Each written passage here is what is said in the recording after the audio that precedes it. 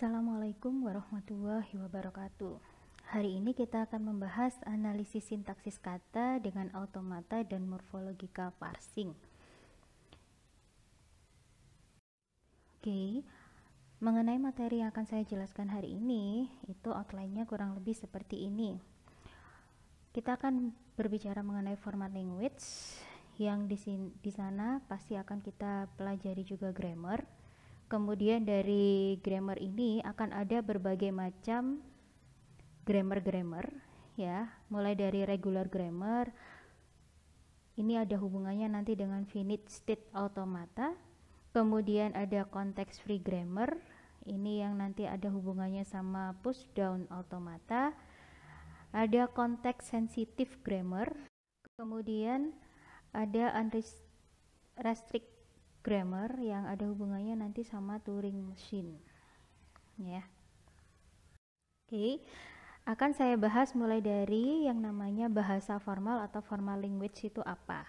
Nah, di sini kalau kita mengartikan dengan yang namanya bahasa formal gitu ya. Kalau formal berarti dia baku. Oke. Jadi yang dinamakan bahasa formal itu adalah bahasa dengan struktur tertentu yang otomatis itu baku.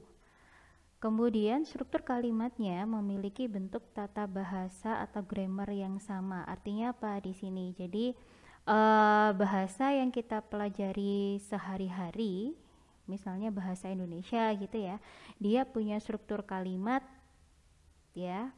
Biasanya kan sama. Kalau bahasa Indonesia minimal disebut sebagai suatu kalimat kalau dia punya subjek sama predikat gitu ya. Nah, jadi struktur kalimatnya memiliki bentuk tata bahasa atau grammar yang sama. Di sini yang dinamakan kalimatnya atau bahasanya itu adalah bahasa formal ya. Jadi di sini kita tidak membahas terlebih dahulu mengenai bahasa bahasa tidak bakunya. Tapi di sini yang kita bahas masih struktur kalimat dalam bahasa yang baku. Bahasa yang mengikuti aturan grammar. Jadi kalau misalnya ada aturan tata bahasanya, misalnya contohnya di sini membaca gitu ya. Di sini akan menjadi membaca. Kemudian kalau misalnya kita ingin membuat kalimat aktif dalam bahasa Indonesia, maka dia harus punya struktur subjek, predikat, kemudian objek. Nah, kemudian dari kalimat aktif dalam bahasa Indonesia, kalau dia wajib ada minimal ya di sini SPO atau misalnya kita tambah K juga tidak masalah.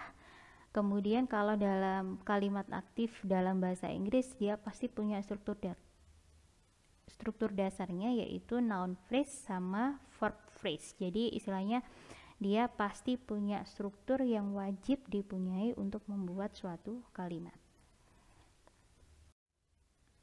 Nah, setelah kita membahas yang namanya formal language yaitu bahasa yang baku, maka kita harus tahu apa itu yang namanya grammarnya. Oke. Nah, dari pengertian grammar itu sendiri itu apa gitu. Nah, kalau grammar seperti yang kita tahu pasti dia adalah sistem dan struktur bahasa yang secara umum gitu ya.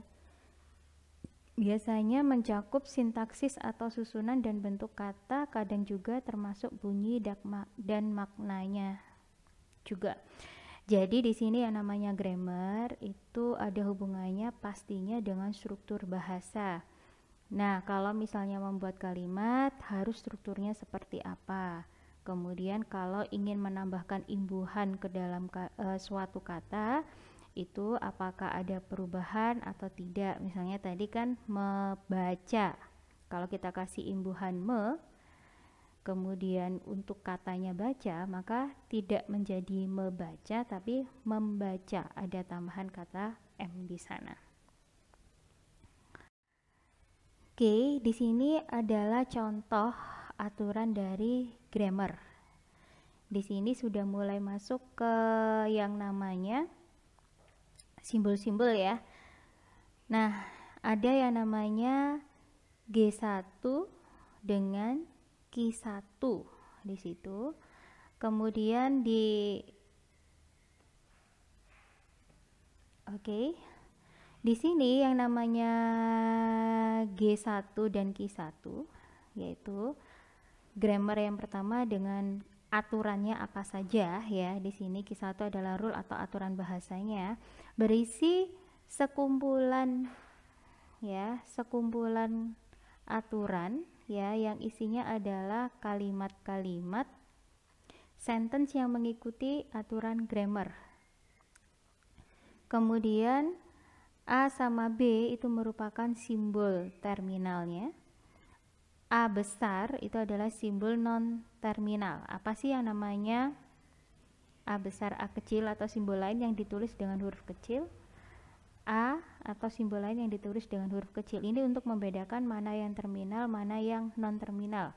Kenapa kita akan mengenal istilah ini? Karena nanti kita akan membuat yang namanya aturan atau rule-nya itu bentuknya seperti graf. Nah, di sini contohnya, sentence yang sesuai atau memenuhi aturan Q1 adalah kalimat terpendek yang memenuhi. Nah, ini adalah S apabila dia ketemu dengan A sama A. Ini misalnya adalah rule 1. Ketemu A dengan B. Apa itu yang namanya AB? Apa itu yang namanya A besar ini? Nah, kita nanti akan coba perhatikan di perhitungannya nanti saja secara langsung. Nah, di sini saya menjelaskan ada yang namanya teori automata. Aplikasi dari teori automata itu apa? Di sini biasanya digunakan untuk mendefinisikan grammar, kemudian regex gitu ya. Masih ingat regex kan ya? Jadi di situ untuk mendefinisikan atau untuk membuat regexnya seperti apa itu butuh yang namanya teori automata. Nah, automata itu apa? Di sini automata sendiri itu adalah mesin abstrak yang dapat mengenali atau recognize ya, menerima masukan atau accept, atau membangkitkan yaitu generate sebuah susunan atau urutan atau barisan atau sequence dengan pola tertentu. Nah, di sini maksudnya apa? Jadi seolah-olah ya, yang namanya automata itu adalah mesin. Dia bisa mengenali yang namanya susunan ya, susunan dari kalimat. Ataukah selain mengenali, dia juga bisa didefinisikan rule-nya, ataukah dia juga bisa membangkitkan rule-nya. Rule itu apa? Aturan yang digunakan untuk mengetahui susunan atau urutan dari suatu pola tertentu di sini. Nah, di sini ada istilah automata sama automaton. Nah, automata bentuk pluralnya, kalau automaton itu adalah bentuk singularnya. Nah, di sini kalau ada istilah automaton, menerima sebuah masukan dalam tahap waktu, masukan ini diambil dari sebuah sequence satu per satu. Nah, sequence-nya apa? Yang namanya sequence tentu saja itu adalah urutan gitu ya. Sequence-nya itu bisa berupa kalimat yang terdiri dari urutan kata atau berupa kata yang terdiri dari urutan huruf atau simbol. Jadi sequence-nya itu kita bisa memilih mau sequence berupa kalimat kah atau sequence berupa kata. Nah, kalau kalimat tentu saja dia terdiri dari urutan kata, kalau kata pastinya dia terdiri dari urutan huruf. Nah, sifat-sifat automata. Kalau kalian baca di sini gitu ya, sifat-sifat automata, kelakuan mesin bergantung pada rangkaian masukan yang diterima oleh mesin tersebut. Jadi gini, ini seolah-olah adalah automata itu mesin gitu ya.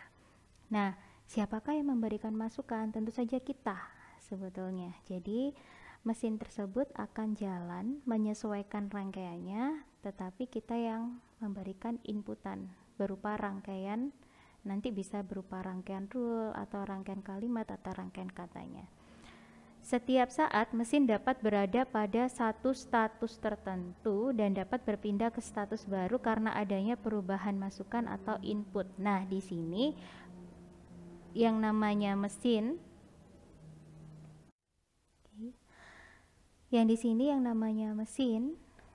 ya, mesin tersebut butuh yang namanya input sebetulnya. Nah, input tersebut dibutuhkan untuk apa? Untuk merubah status sebetulnya. Nah, status itu contohnya seperti apa? Nanti ada pada slide-slide berikutnya. Contoh pergantian status itu seperti apa? Contoh yang namanya terminal, non-terminal itu nanti ada. Kemudian rangkaian input diskrit pada mesin otomata dapat dianggap sebagai bahasa yang harus dikenali oleh sebuah automata. Nah, di sini yang namanya input ya, input untuk mesin otomatanya itu sendiri itu biasanya ya harus disesuaikan dengan mesin otomata tersebut. Jadi dia harus dikenali karena setiap mesin otomata punya istilahnya apa ya, perintah yang dia bisa kenal. Kalau misalnya ada rangkaian atau struktur seperti ini nanti akan diolah seperti apa. Nah, setelah pembacaan input selesai, mesin otomata membuat keputusan. Nah, kalau misalnya input sudah diberikan gitu ya, dia akan mengolah sesuai dengan kalau kita bilang ya apa, learning atau istilahnya pengetahuan yang kita berikan ke mesin tersebut. Jadi mesin tersebut itu bisa memberikan kita keputusan. Oke. Nah, di sini ada yang namanya klasifikasi Chomsky. Nah, menurut Chomsky itu grammarnya terdiri dari berbagai macam ini dan bisa dipakai beberapa algoritma ini untuk mendefinisikannya. Oke, di sini menurut klasifikasi Chomsky itu ada type 0 hingga type 3 gitu ya. Kemudian untuk language-nya ada rekursif, konteks sensitif, konteks free, regular. Nah, automatonnya itu dia bisa berupa Turing mesin. Nah, oke. Bisa kalian baca sendiri tabel yang ada di sini. Saya yakin kalian masih mungkin kurang mengerti gitu ya. Nanti di slide selanjutnya akan saya terangkan. Oke. Nah, berdasarkan komposisi bentuk ruas kiri dan bentuk ruas kanan, aturan produksinya adalah alfa ke beta di sini. Nanti kalian akan mengenal istilah VT sama VN ya, seperti yang tadi ada yang pakai huruf besar, ada yang huruf kecil untuk menentukan simbol terminal sama non terminalnya. Nah, kalau misalnya semua tipe itu bisa didefinisikan memakai rumus seperti ini. Ya. Unrestricted grammar, context sensitive grammar, context free grammar, regular grammar. Nah, apa artinya ini semua? Kita coba lihat di slide-slide berikutnya. Sebuah bahasa itu bisa dikatakan dia akan masuk ke tipe 0 hingga tipe 3 itu ya. Kalau misalnya dia bisa dispesifikkan sesuai dengan rumus-rumus yang ada tadi. Oke. Nah, untuk grammar yang tipenya 0 ya tadi ya, untuk grammar 1, ruas kiri semua produksinya terdiri dari VN. Maka G1 kemungkinan tipenya adalah CFG atau RG. Kemudian selanjutnya karena semua ruas kanannya terdiri dari VT atau V terminal ya. Untuk string maka VT VN, maka G1 adalah RG, regular grammar. Nah, di sini sebetulnya kalau misalnya kita punya yang namanya grammar G1 dengan yang namanya rule seperti ini ya, maka bisa kita baca menurut penjelasan ini. Oke. Dari penjabaran rumus di slide sebelumnya tadi. Nah,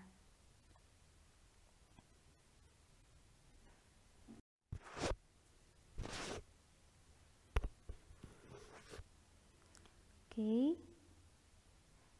Grammar 5 juga seperti ini, grammar 6.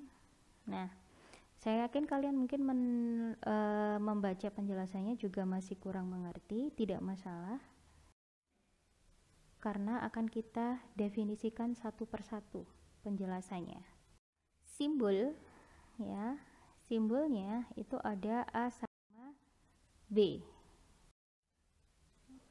Nah, A sama B dia adalah sebuah proses ya, perpindahan dari satu state ke state yang lain. Jadi misalnya di sini A itu adalah dari Q0 ke Q1, maka nah dia mendefinisikan tanda panah ini.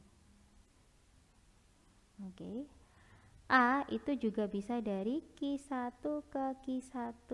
Nah, dari Q1 ke Q1, maka dia mendefinisikan yang di sini. A itu bisa juga dari Q2 ke Q1.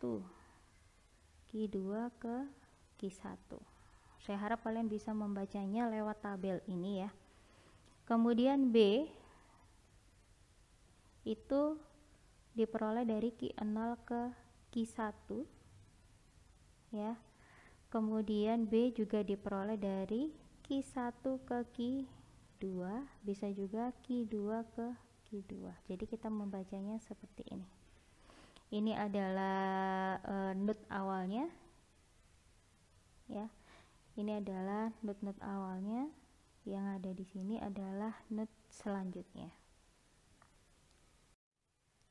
Finite state automata itu biasanya digunakan untuk memeriksa ejaan di sini. Memeriksa apakah sebuah susunan kalimat itu valid atau tidak valid. Oke. FSA tersebut valid untuk masukkan AB sebab Q0 ke Q1 ada A-nya ya.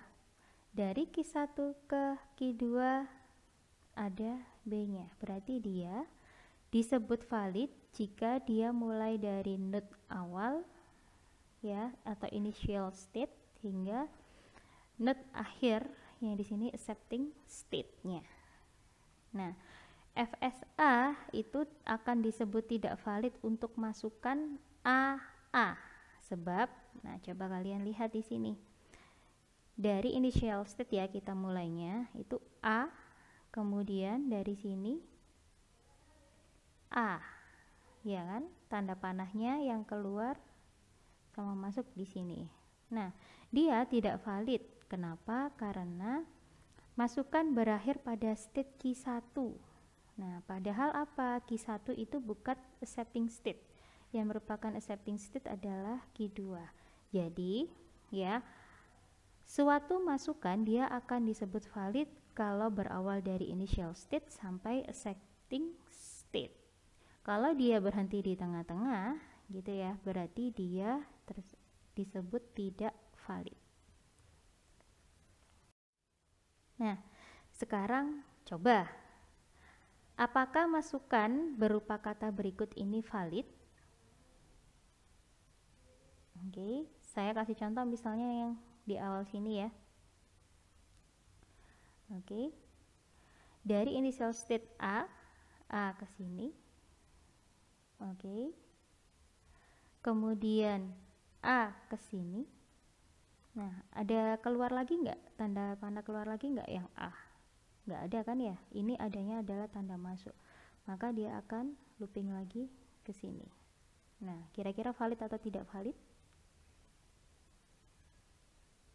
Tidak valid. Nah, nanti kalian bisa coba untuk latihan berikutnya. Nah, di sini terdiri dari dua macam ya FSA. Yang pertama adalah deterministik. Sebuah alfabet dari sebuah node hanya memiliki satu arah saja sehingga bisa dipastikan kemana arahnya.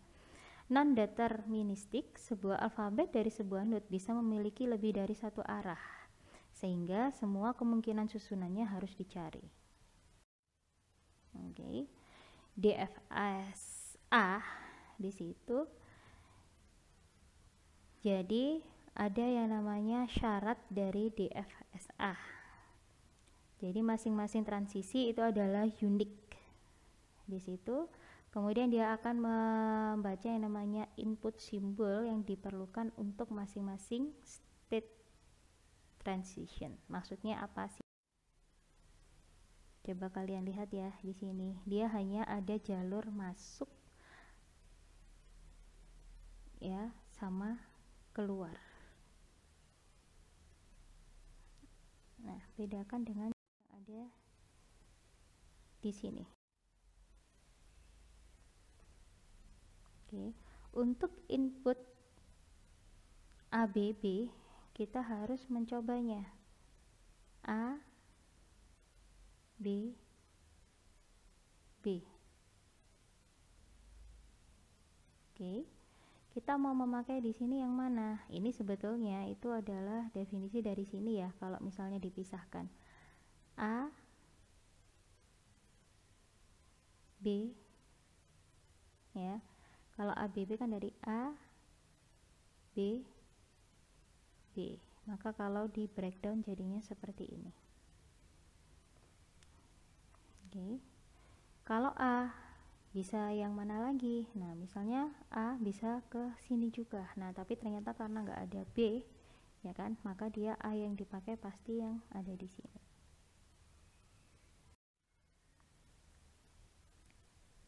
Oke. Buatlah FSA untuk memeriksa masukan user berupa alamat email. Syaratnya ada karakter @ setelah beberapa karakter dan ada titik setelah karakter lain, setelahnya @ Nah, bisa kalian coba nantinya ya. Nah, soalnya apakah karakter ini kira-kira dia valid atau tidak valid? Oke. Silakan kalian coba FSA-nya. Morfologi dan finite state transducer atau FST. Di sini, kalau FST itu adalah FSA yang memiliki beberapa atau semua edge yang memiliki pasangan input-output. Oke. Nah, kalau tadi kan di arah panahnya hanya ada berupa sebuah simbol saja. Nah, kalau di sini itu ada yang namanya input-output. Oke, kalau ini input dari A, output B. Nah, dan seterusnya. Dia terdiri dari 7 parameter, bisa kalian baca ya di sini. Ini akan jauh lebih kompleks lagi daripada FSA. Nah, kalau misalnya terdiri dari simbol A sama B, ya, maka di sini kalau ada finite state-nya, ini awal ya, initialization state sama accepting state, maka AB kemungkinannya di sini. ABB input sama outputnya B sama B. Oke, kemudian di sini kebalik ada lagi yang namanya ABA. Kemudian di sini ada BE. Oke, itu adalah kumpulan himpunan dari yang namanya perubahan transisinya.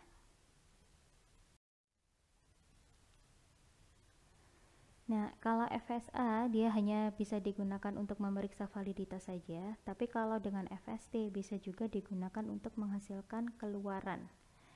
Jadi contohnya di sini AAB dia bisa menjadi BBAB. Nah, caranya seperti apa? Nanti kita lihat. Oke. Next, morfologi. Morfologi itu adalah ilmu yang mempelajari tentang struktur kata, ya.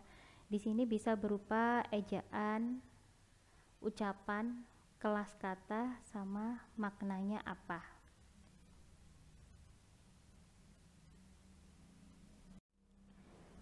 Nah, unit bahasa terkecil yang membentuk makna itu dia disebut dengan morfem.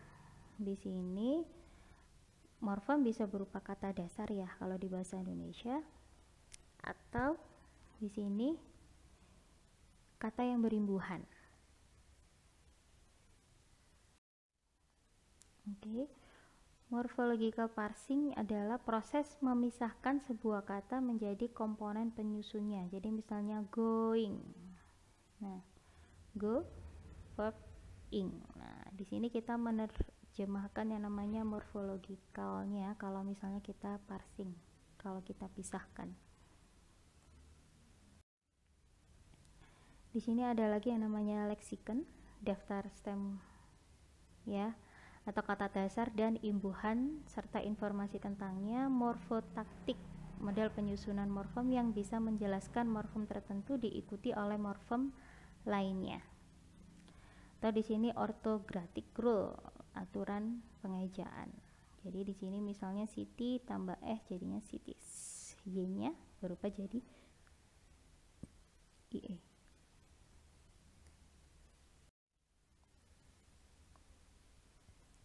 Nah, FST tadi itu bisa kita gunakan untuk ini, morfotaktik ya.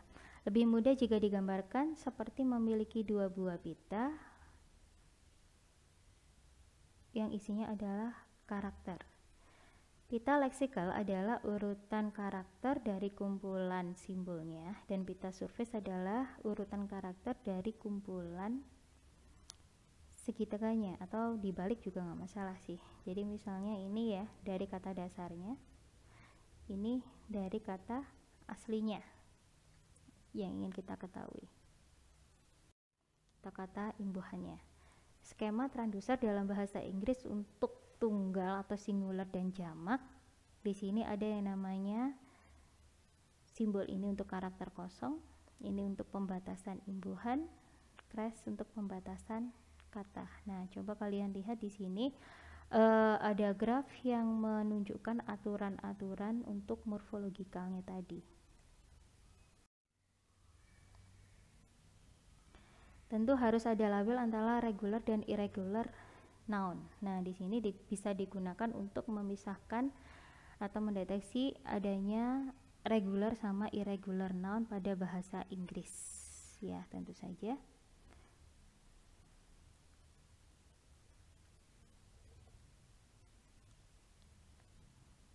Jika pada gambar FST sebelumnya 3 panah yang keluar dari key-nol diganti dengan finite state untuk setiap kata, maka akan menjadi seperti ini. Nah, kalau misalnya ini adalah step-stepnya ya, fox dari 0 ke 1, ke 2, ke 3. Nah, cat. Oke, dari 0, 3, 4, 5, di sini ada step yang lain. Jadi intinya apa? Kalau di sini inputnya berupa kata. Nah, kata itu terdiri dari huruf-huruf untuk transisinya. Nah, karena pada FST ditambahkan pada penanda akhir dan batas imbuhan, maka diibaratkan jika ada pita lagi di antara ini. Nah, bagaimana cara kita menandakan bahwa itu adalah akhir sebuah kata? Nah, bisa ditambahkan dengan ini. Menghilangkan tanda ini bisa dengan membuat pasangan kalau misalnya dia kosong. Oke. Di sini rule-nya itu ada banyak ya. Di sini contohnya konsonan doubling. Nah, back jadi backing, deletion, make jadi making. Nah, di sini semuanya masih kita memakai grammar dalam bahasa Inggris yang sudah jelas aturannya. Oke, di sini bisa juga kita terapkan yang namanya ortografik ya saat transisi antara pita intermediate sama pita surface. Nah, di sini dari asal kata fox ya, intermediate-nya fox ditambah s karena dia menjadi banyak ya, jamak, maka ini akan digantikan dengan huruf e, foxes. Oke, bisa kalian pelajari di sini ya, untuk aturan insertion.